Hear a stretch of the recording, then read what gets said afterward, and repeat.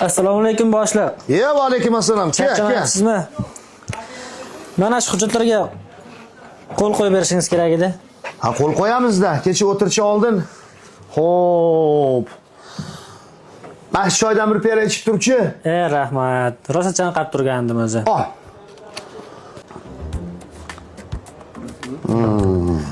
Ha, boshliq, nimalarni tekshiryapsiz? Baribir hech narsani tushunmaganingizdan keyin. Nima deganing bu, uka? Nimani tushunmayman?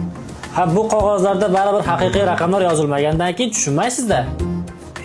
Axir bu hujjatlarda haqiqiy raqamlarni yozsam, sizni qancha pulga uxlatayotganimni bilib qolasiz-ku. Qanaqa pulga uxlatyapsan? 5 yildan beri buxgalter bo'lib ishlayman. Hamma pulingiz menda turadi. Qancha pulingiz borligini ham bilmaysiz hatto. Aslida sotilayotgan tovarlar bunda qog'ozda yozilgan tovarlardan ko'ra 2 barobar ko'p. Bo'yga bola urarmidi? Sizni davringizda biz ham maza qilib yashayapmiz-da.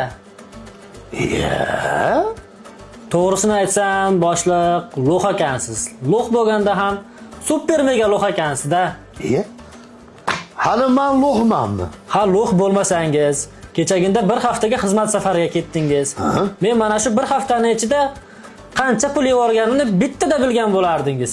Yangi kelgan dastlabchi ham xuddi o'zimizdan ekan.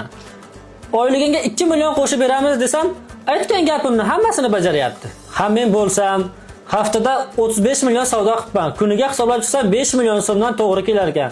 Ha, siz bo'lsangiz savdoyimiz yo'q, ishimiz yo'q deb siqilib o'tiribsiz. Ha, boshliq, qo'lni qo'ying tezroq, qo'lni qo'ying. Boshliq, nimalar deb qo'ydim hozir men? Nimalarni gapirib qo'ydim? Ko'p narsalarni gapirib qo'yding, uka. Ancha narsalarni gapirib qo'yding, uka. Hazillashdim boshliq. Hammasi yolg'on edi. To'xta.